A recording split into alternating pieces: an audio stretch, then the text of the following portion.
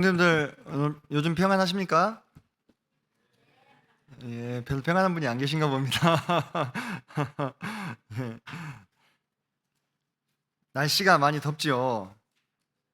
근데 이게 날씨가 엄청 더워진 게 사실 우리나라 기준으로는 며칠 안 됐습니다, 사실. 그 전에는 꽤 그래도 6월 말 7월 초 치고는 약간 시원한 날씨가 좀 진행이 됐잖아요. 근데 그게 유럽형 여름 날씨랍니다. 그리고 지금 유럽에서 겪고 있는 날씨가 여름 날씨가 아시아형 여름 날씨래요.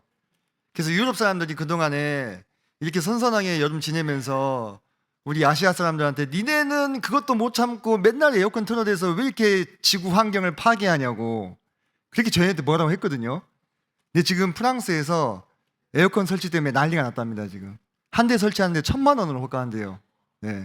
거기는 에어컨을 설치하려면 돈만 있어서는 안 되고 뭐 지역 커뮤니티에서 이 동의를 받아야 돼요.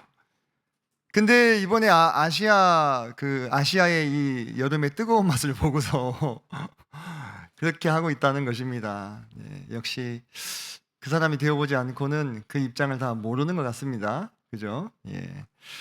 오늘 말씀은 길러진 괴물이라는 제목으로 같이 한번 주님께서 우리에게 주시는 교훈을 한번 묵상해 보고자 합니다. 뭔가 약간 서스펜스가 느껴지지 않습니까? 표지가. 예. 괴물 아시죠? 괴물. 예. 어느 날 갑자기 하늘에서 떨어지지 않습니다. 우리가 세계 역사를 살펴보게 되면 우리가 괴물이라고 표현할 법한 그런 사람들이 나옵니다. 뭐 아돌프 히틀러나 뭐 스탈린 잘 아시죠? 독재자에다가 엄청나게 많은 사람들을 죽였던 그런 인물들은요 갑자기 하늘에서 떨어진 게 아니에요.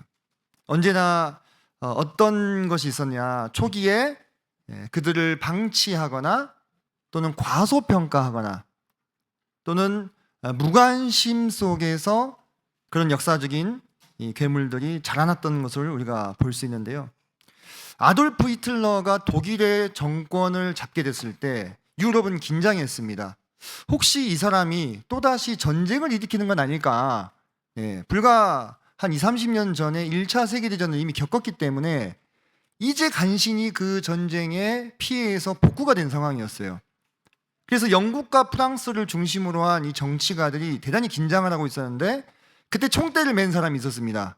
그게 누구냐? 당시 영국의 수상이었던 체인벌린이라는 사람이었어요. 체인벌린.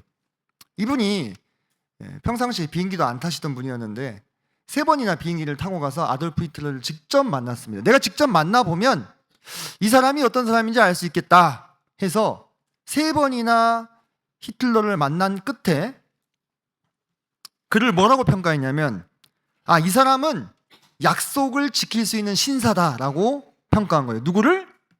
히틀러를. 그래서 히틀러가 그랬어요. 우리 유럽의 땅 요만큼만 떼어주면 우리 사고 안 치겠다. 체인벌린이 어떻게 한 겁니까? 그거를 믿은 거예요. 그래가지고 미넨 협정을 체결해서 유럽의 체코슬로바키아의 땅을 띄워줍니다. 그리고는 당당하게 영국으로 돌아와서 뭐라고 외쳤느냐? 여러분, 시민 여러분, 이제 안심하십시오. 전쟁의 위험은 지나갔습니다. 이제 오늘부터 발 뻗고 주무셔도 됩니다. 이렇게 얘기했어요. 그렇게 하고 나서 몇 개월 뒤에, 불과 6개월 뒤에 히틀러는 대대적인 전쟁을 일으키고 그 전쟁의 과정 가운데 유대인을 600만 명 학살했습니다. 제2차 세계대전을 통해서 직간접적으로 죽거나 다치거나 피해를 입은 사람이 1억 명이 넘습니다. 히틀러는 그때 당시에 괜찮을 거야 라기보다는 괜찮았으면 좋겠어가 더 정확한 심리였겠죠. 영국과 프랑스의 고위 정치가들의 오판 속에 괴물로 자라게 된 것입니다. 스탈린이라고 하는 사람도 그 스탈린 전에 누가 있었냐면 레닌이라는 사람이 있었습니다. 소비에트 혁명을 이끌었던 그 레닌이 죽기 전에 이 스탈린이 얼마나 잔인한 사람인지, 얼마나 간교한 사람인지를 주변의 동지들에게 알렸습니다. 근데 그들이 이거를 사실상 무시했어요. 왜? 스탈린이 대단히 성격이 좋았어요. 유아적이고. 그러니까 이 사람이 이렇게 위험한 인물일 거라고 아무도 생각 못한 겁니다. 그래서 서로 각자의 이익을 위해서 스탈린을 이쪽으로 땡기고 저쪽으로 땡기고 하는 사이에 이 사람이 결국은 최종적인 권력을 쥐게 되었고, 그 결과로 그는 대속청을 감행했어요. 자신과 가까이 있었던 동지들마저도 굴라크라고 하는 강제 수용소로 보내버렸습니다. 이때 당시에 수백만 명이 처형되고 아사했습니다. 굶어 죽었다는 얘기죠.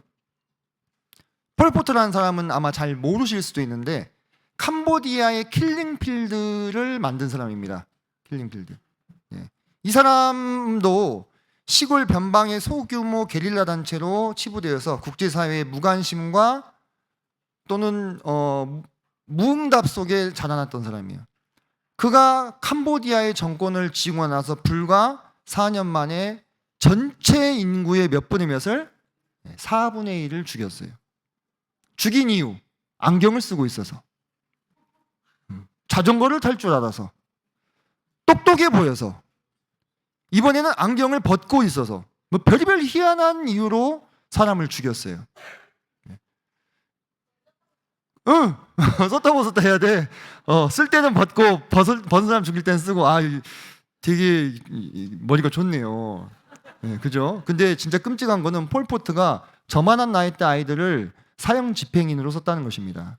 네, 저들에게 망치와 끌을 쥐어주고 사형수들의 머리를 치게 했어요. 네, 인간이 아니죠? 네, 인간이 아닙니다. 저는 이 폴포트의 킬링필드와 이때 당시의 대학살 사건에서 아주 자세하게 기사를 읽었습니다. 차마 다 말할 수 없는 그러한 만행을 저지른 괴물이에요. 제가 대표적인 역사 가운데 3명의 괴물을 말씀드렸는데 이들의 공통점은 무엇이냐? 이들을 다 오판하고 무시하고 과소평가하고 방치한 가운데 이들이 자라나게 됐다는 것입니다. 사랑하는 성도님들, 역사는 우리에게 지금도 말하고 있습니다. 괴물은 어느 날 갑자기 하늘에서 떨어지는 것이 아니다. 무관심과 방치와 현실을 회피하려는 오판 속에서 서서히 길러지는 것이다. 그리고 오늘 우리가 성경 속에서 만날 한 인물도 철저한 무관심과 방치 속에서 괴물로 길러졌고 결국은 파멸에 이른 사람입니다. 그는 복수의 화신이었어요. 그의 가정에 일어난 사건으로 인해서 증오심과 미움이 그 안에 싹트게 됐습니다. 그는 그것을 처리하지 않고 계속해서 마음 가운데 수년간 키우고 또 키워왔습니다.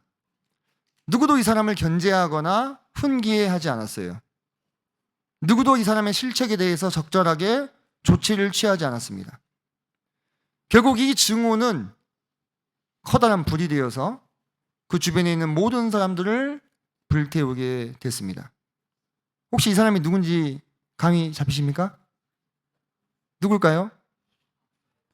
네, 우리 교회가 수준이 높네요. 그죠? 제가 최대한 감춰보려고 애를 썼는데 바로 압살롬입니다. 압살롬. 그는 자신의 증오로 인해서 형을 죽이고 아버지에게 어떻게 했습니까? 칼을 들이미는 선택을 했던 것이죠. 그런데 이 압살롬이라고 하는 괴물이 하루아침에 하늘에서 뚝 떨어진 것이 아니었다는 거예요. 이 압살롬도 제가 앞서 역사 속에서 살펴봤던 인물들처럼 점점 더 괴물로 길러지게 된 사람입니다. 모든 것은 어디로부터 시작하게 되었느냐?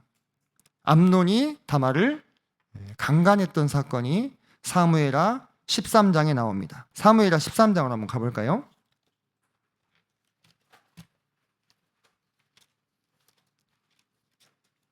자, 제 성경으로 구약 성경 481페이지입니다.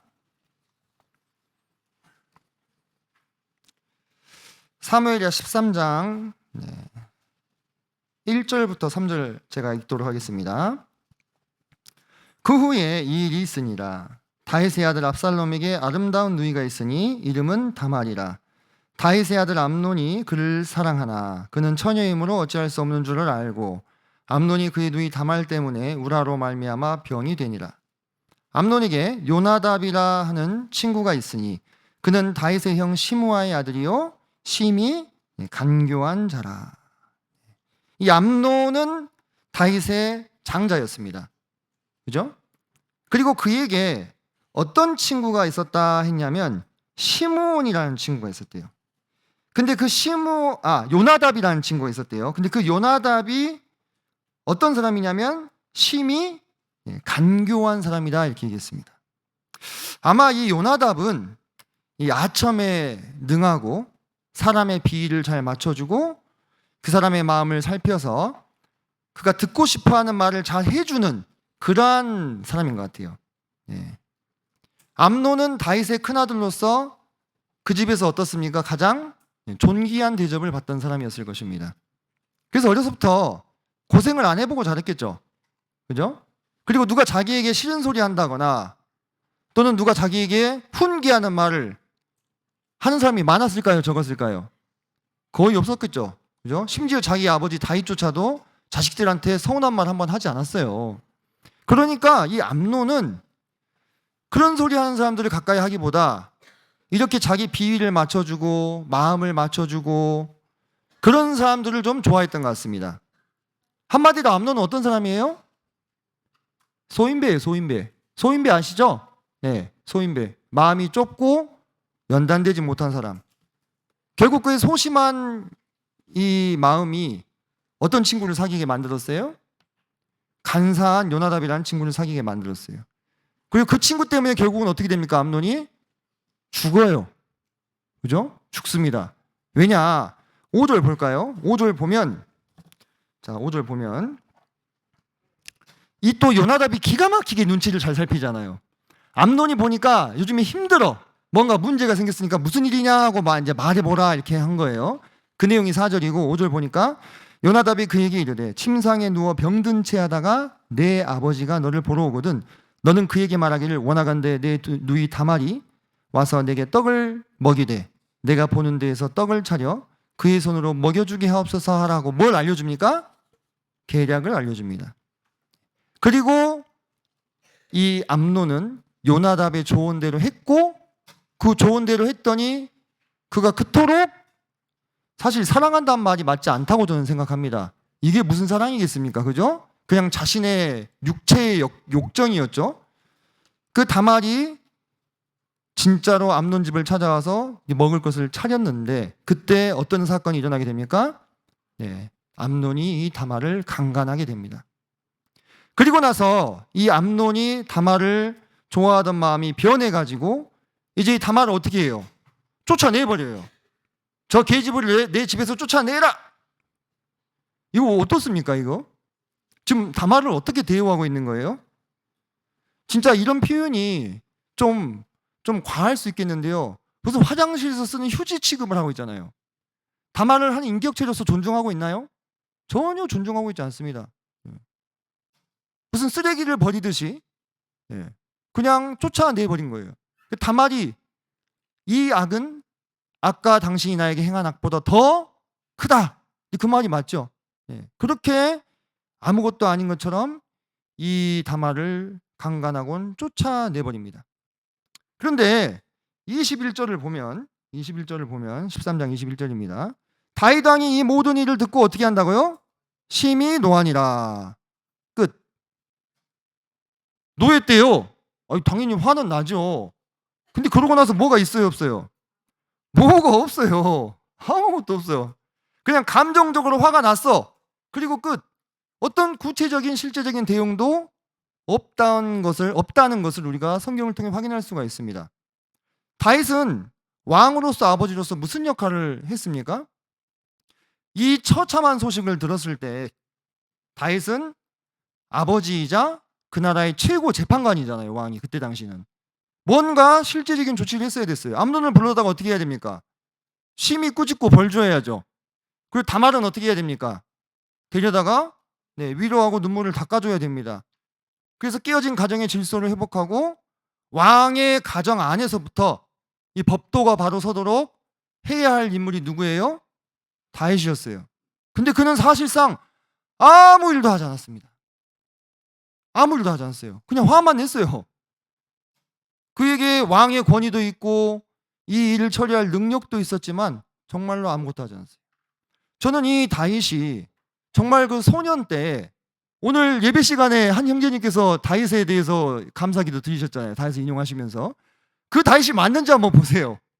제 뭐 의도한 것은 아니지만 본의 아니게 이렇게 연결이 되는데, 그 블레셋의 장군 골리앗 앞에서 나는 만군의 여호와 이름으로 나아간다 라고 당당하게 외쳤던 그 다윗이 맞냐 한번 보세요.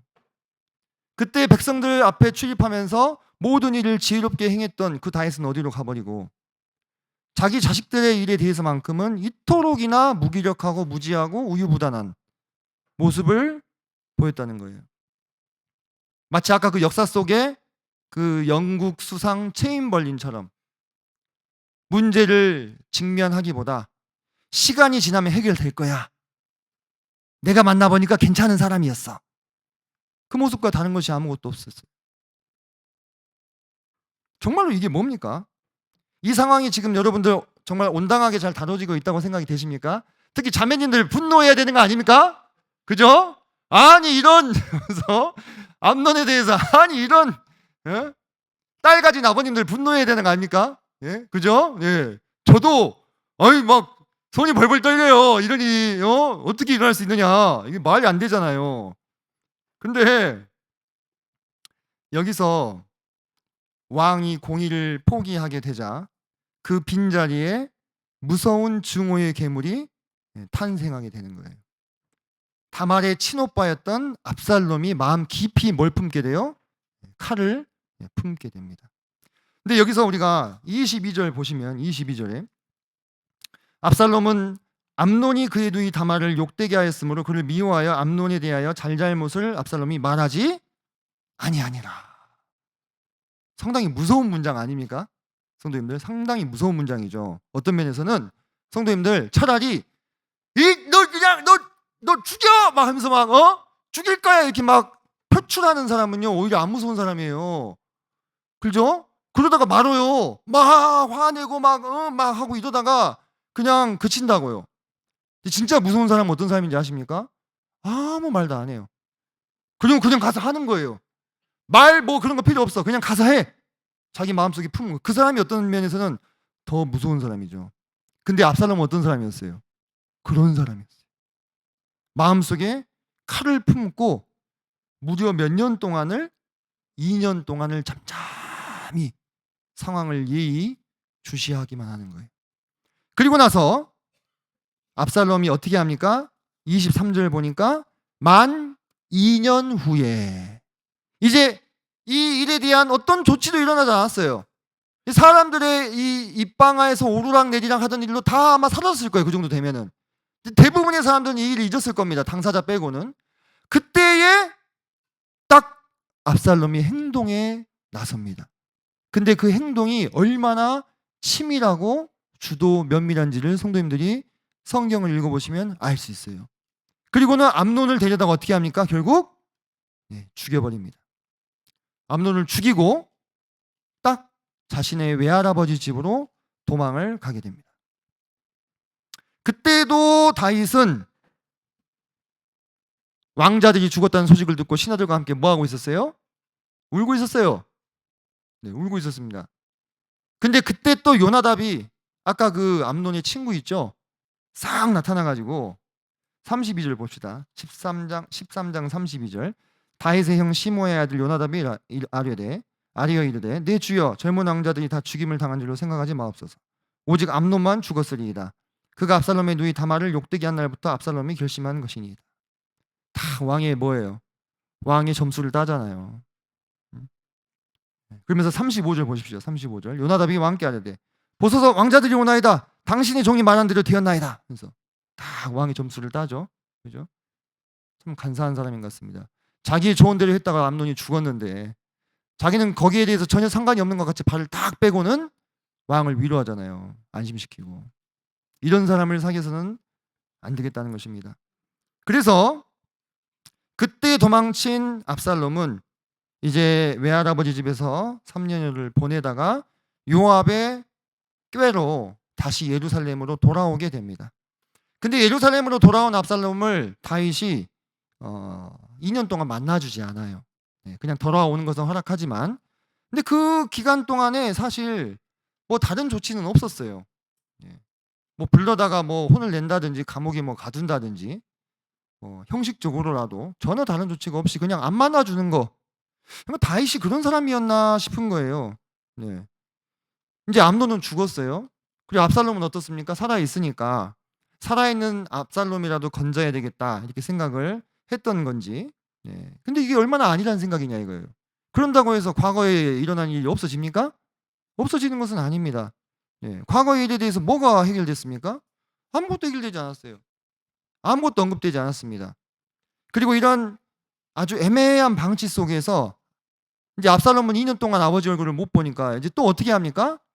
요압의 밭에 불을 질러요. 요압이 자기 안 만나주니까. 그러니까 그때서야 요압이 헐레벌떡 찾아오죠. 근데 그때 압살롬의 이 반응을 보게 되면 그가 어떤 마음을 가지고 있었는지 우리가 엿볼 수가 있는데 14장 32절 한번 보겠습니다. 한 장 넘기셔서 14장 32절 보면 32절에 좀 끝부분을 한번 보시면 자, 이제는 내가 나로 하여금 왕의 얼굴을 볼 수 있게 하라. 내가 만일 죄가 있으면 왕이 나를 죽이시는 것이 옳으니라. 내가 죽겠다는 얘기가 지금 아닙니다. 그죠? 나는 당당하다. 나는 왕의 얼굴을 볼 자격이 있는 사람이다. 이거를 어필하고 있는 거예요. 지금 다시 말해서 내가 암논을 죽인 것은 잘못이 아니다는 거예요. 그것은 내 아버지가 마땅히 공의를 행해야 되는데 행하지 못해서 내가 대신 행한 거다. 이런 당당함이 묻어나 있잖아요. 그래서 저는 이 구절을 곰곰이 곱씹으면서 무슨 생각이 들었냐면은 이제 이 나라의 공의를 제대로 세울 수 없는 아버지보다 공의를 제대로 세운 누가? 내가 이 나라의 왕의 자격이 있는 것 아니냐라는 역심이, 역모의 마음이 이미 마음속에 싹 터 있지 않은가 하는 생각이 들었다는 것입니다. 그래서 어찌됐건 그 요압의 중재로 다시 아버지하고 아들이 만나요. 서로 또 입을 맞춥니다. 참 이걸 뭐라고 해야 될지. 그냥 좋은 게 좋은 거니까 과거는 묻어두고 그래 너라도 살았으니 마음 편하게 살아라 하고 받아주는 건지, 아무것도 해결되는 것은 없이 기묘한 이 아버지 아들의 화해가 이루어지게 됩니다. 하나부터 열까지 사실상 제대로 해결되는 것은 없었습니다. 과거의 사건은 과거에 여전히 묻혀있는 채로 다말의 시간은 그때에 멈춰있는 거예요. 여전히. 이런 다윗 왕의 무지와 무관심과 무반응과 방치 속에 이 괴물은 꾸준히 자라나고 있었습니다. 어디까지 자라났습니까? 이제 15장을 보시면 본격적으로 압살롬이 반역을 준비하는 장면들이 나옵니다. 그가 자신을 위하여 호위병을 50명을 세웠습니다. 마치 무엇처럼 행동하는 거예요? 왕처럼 행동하는 거예요. 마치 왕처럼 행동하는 거예요. 그리고 이 이스라엘 백성들이 재판을 받기 위해 왕에게 나오면 이 압살롬이 거기서 어떻게 그들의 마음을 훔쳤습니까? 야, 나라면 너의 송사를 정말 공명정대하게 해결해 줄 수 있었을 텐데. 자기 마음에 그게 있는 거예요. 나는 다말의 일을 공명정대하게 해결했어. 이게 있는 거예요. 근데 왕은 그렇게 못했어. 누가 왕이냐? 그죠? 그러면서 이 이스라엘 사람들의 마음을 6절 보시면 15장 6절에 이스라엘 무리 중에 왕께 재판을 청하러 오는 자들마다 압살롬의 행함이 이와 같아서 이스라엘 사람들의 마음을 압살롬이 훔치니라. 계속 자라나는 거예요. 자기한테 절하려는 사람이 있으면 이렇게 세워서 입을 맞춘다는 것은 친애, 존경, 사랑의 표시거든요. 그때 당시 인사였습니다. 인사. 자기한테 절을 하려고 하는 사람한테, 왜냐하면 압살롬이 왕족이니까 이렇게 세워서 나는 너와 친구야 이렇게 하면서, 그러면 이스라엘 사람들 사이에서 어떤 평판이 돌겠습니다. 압살롬 그 사람 참 괜찮다고, 그 사람 참 좋은 사람이라고, 겸손한 사람이라고, 공명정대하게 내 일을 봐줄 수 있는 그런 사람이라고, 이렇게 계속 소문이 퍼졌겠죠. 무려 몇 년 동안? 4년 동안 계속 키워지는 거예요. 그러면서 성도님도 한번 생각해 보십시오. 다윗의 부하들이 어떤 사람들입니까? 이 산전수전 다 겪은 사람들이에요. 호락호락한 사람들이 아닙니다. 그들이 돌아가는 상황을 몰랐을까요? 아니요, 저는 알았을 것 같아요. 그래서 다윗 왕을 찾아가가지고 왕이시여, 지금 문제가 심각합니다. 지금 이스라엘에 반역하는 일이 커가고 있습니다. 그리고 그 중심에 압살롬 왕자님이 있습니다. 근데 다윗이 그 이야기를 들을 때 그래도 내 아들인데 그렇게까지 할까 싶은 생각을 하고 있지 않았을까요? 아니야. 어쩌면 이건 사실이 아닐 거예요. 현실을 부정하고 외면하고 도피하고 회피하고 무반응, 이것으로 일관하고 있었다는 거예요. 누가요? 다윗이. 그래서 언제까지 방치하느냐? 압살롬이 헤브론으로 가겠습니다라는 말을 할 때까지 방치를 해요. 근데 바로 그 헤브론이 어디였어요? 반란군의 집결지였습니다. 압살롬은 마침내 헤브론에서 자신이 왕이라는 사실을 선포합니다. 그때서야 다윗은 어떻게 해요? 예루살렘에서 이제 사람들을 꾸려서 도망을 치기 시작하는 거예요. 정말로 답답합니다. 다윗은 이 지경이 되도록 뭘 했습니까? 아무것도 안 했어요. 진짜 아무것도 안 했어요. 진짜 말 그대로 아무것도 안 했어요. 시간이 모든 걸 해결해 주겠지라고 얄팍한 기대를 했을지도 모르겠습니다. 하지만 시간은 상황을 더 악화시키기만 했다는 것입니다. 그래서 결국 그의 반란은 무엇으로 끝이 납니까? 압살롬의 죽음으로 끝이 나요. 죽음으로. 이 일이 이렇게 되기 전에 다윗이 시기적절하게 나서서 그 문제에 개입하였다면 결과는 어떻게 됐을까요? 이 사건을 통해서 압살롬만 죽고 끝난 것이 아니었습니다. 다윗의 후궁 10명이 수치스러운 일을 당했습니다. 압살롬에게 사실상 강간을 당한 것이죠. 그리고 이 전쟁을 통해서 이스라엘의 병사 2만 명이 죽었다고 성경에 나옵니다. 시므온이라는 사람이 나타나서 왕에게 모욕적인 언사와 모욕적인 말들을 하게 됩니다. 무비보셋은 자기 종 시바에게 애매한 모함을 당하게 됩니다. 이 암논의 사건과 관련 없는 수없이 많은 다른 사람들이 연관되어서 뭘 보게 됩니까? 피해를 보게 돼요. 그 무고한 수많은 사람들의 목숨과 평판과 미래를 대가로 지불해야만 했던 것입니다. 암논의 사건과 아무 연관이 없는, 사실상 다윗이 시간을 거슬러 올라가서 그 사건이 발생했던 그때에 시의적절하게 개입했다면 어쩌면 압살롬이라는 괴물은 탄생하지 않았을 수도 있었다는 거예요. 하지만 다윗은 아무것도 하지 않았어요. 할 수 있었음에도 아무것도 하지 않았습니다. 그 다윗의 우유부단함이 결국은 압살롬을 괴물로 키우고 마는 것입니다. 압살롬이 죽었다는 보고를 들었을 때 다윗 왕이 어떻게 반응했습니까? 그때도 울기만 했어요, 성도님들. 나이가 드셔서 이게 여성 호르몬이 좀 많이 나오시는 때가 됐는가, 이렇게 많이 우셔. 왕이 그러고 있으면 되겠습니까? 예? 왕이 그러고 있으면 될까요? 나 슬퍼, 나 힘들어, 나 좀 내버려둬. 그건 왕의 모습이 아니잖아요. 슬프고 힘들고 어려운 게 있더라도, 아니 저 골방에서 혼자 울지언정 부하들한테는 어떻게 해야 되는 거예요?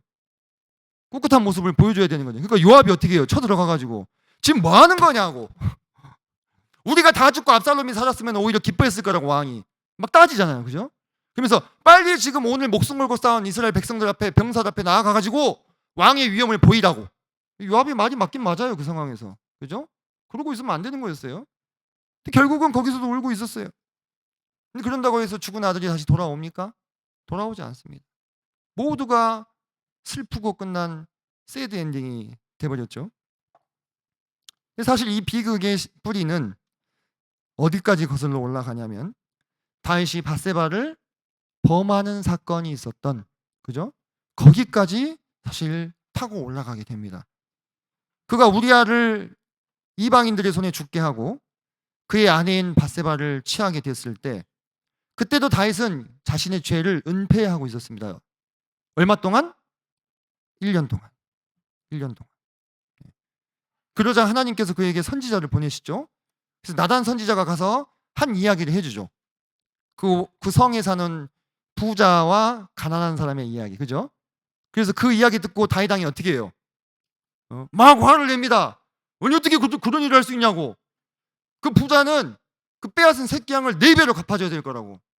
이렇게 사람이 자기 모습을 못 보는 거예요. 우리가 그래요. 인정이 되신가요? 우리가 그래요. 다윗 왕 같은 사람도 그 이야기가 자기 이야기인지를 몰라요. 그리고 의로운 척 어떻게 합니까? 4배를 갚아줘야 된다고 막 그렇게 외쳤잖아요. 그리고 자기 말대로 어떻게 됐습니까? 자기 말대로 자기가 4명의 아들로 우리아의 목숨을 갚아주게 되었다는 것입니다. 그 중에 한 명이 누구였어요? 압살롬이었어요. 그래서 우리는 이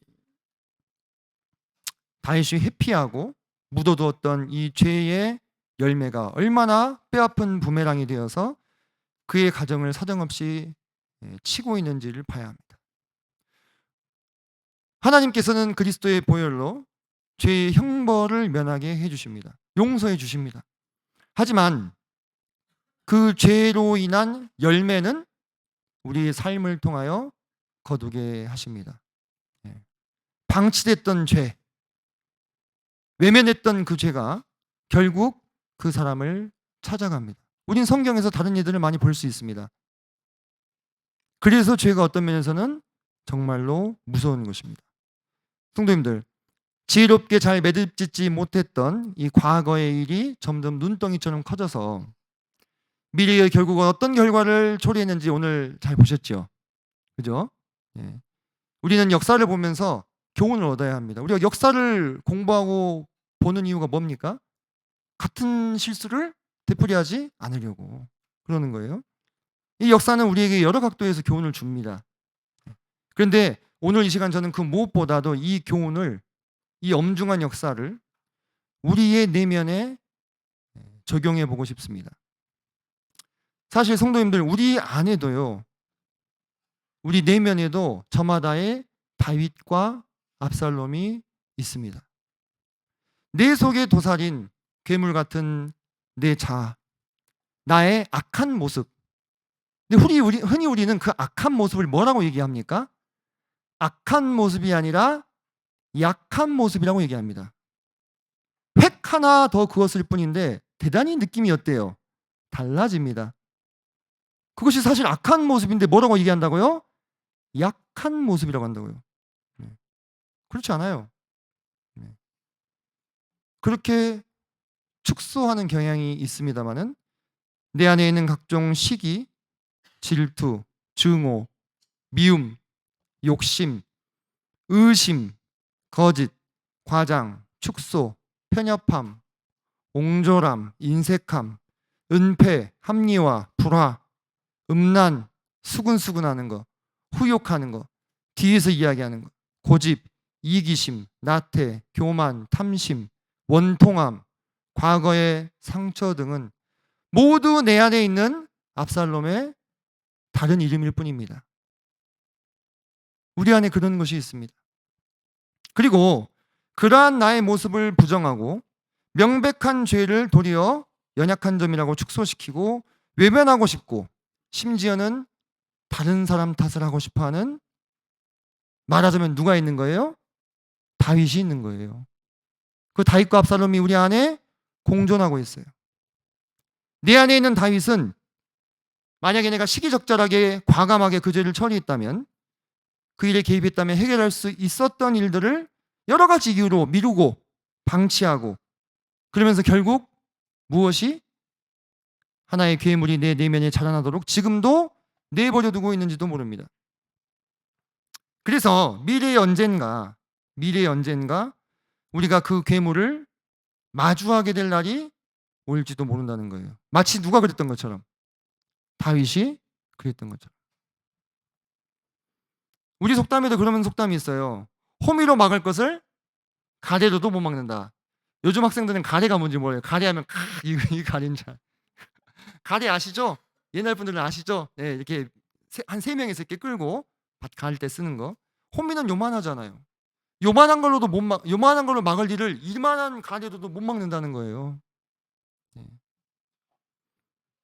마침내 우리 안에 압살롬이 점점 자라나서 나를 삼키고자 반역의 칼날을 내 목에 들이대기 전에 우리는 이 죄가 나를 찾아내기 전에 이것을 해결해야 합니다. 마음 깊은 곳에서 이것을 끄집어내 다뤄야 합니다. 회피하고 싶고 나의 연약이라고 나를 연민하면서 끌어안고 싶은 내 안의 압살롬을 끄집어내야 합니다. 그래서 어디 앞에 세워야 합니까? 하나님의 말씀의 광선 앞에, 진리의 광선 앞에 그것을 세워야 하는 것입니다. 그때 수없이 많은 다윗들이 나를 가로막습니다. 야, 그건 네가 연약해서 그런 거잖아. 니도 어쩔 수 없었잖아. 과거에 상처가 있잖아. 너도 동정받아야 되잖아. 그건 아니잖아. 그래서 외면하고 회피하고 방치했던 그것이 결국 내 안에 괴물로 꾸역꾸역 자라날 때까지 놔두게 되면 그것은 내 마음에 대한 직무유기라고 하는 것입니다. 그리고 언젠가 반드시 그것은 더 큰 문제로 돌아온다는 사실을 우리는 역사를 통해서 배워야 합니다. 결국 그 일이 일어나게 되었을 때 그 피해는 나에게만 국한되는 것이 아니라는 것입니다. 나뿐만 아니라 내 주변의 다른 사람들, 내가 사랑하고 다치지 않았으면 좋겠다고 생각했던 내 주변의 사람들까지 다칠 수 있게 만들 수 있는 거예요. 그때 과연 감당하실 수 있겠습니까? 어려운 거예요. 그렇게 되기 전에, 그 전에 주님 앞에서 정직하게 내 마음의 문제를 꺼내놓고 해결하셔야 합니다. 회개해야 합니다. 하나님의 말씀 앞에 굴복해야 합니다. 내 삶 속에서 바로잡아야 할 일들을 바로 잡으셔야 합니다. 왜냐하면 하나님의 공의는 결코 그것을 간과하지 않기 때문입니다. 하나님은 각 사람이 뿌린 대로 심은 대로 거두게 하시기 때문입니다. 우리가 사무엘상을 보면 사울이 기브온 사람들을 죽인 사건이 나옵니다. 혹시 기억나십니까? 기브온 사람들은 여호수아 시대에 언약을 맺은 족속이에요. 이방 족속이지만 해치지 않기로. 근데 사울 왕이 너무 이 열심이 강하다 보니까 그 사람들을 죽였어요. 근데 그 죄가 수십 년이 지난 다음에 누굴 찾아왔습니까? 그 사울의 후손들을 찾아와요. 다윗의 때에 3년의 기근이 이스라엘을 덮칩니다. 원인이 뭔가 했더니 그때 그 사건이었어.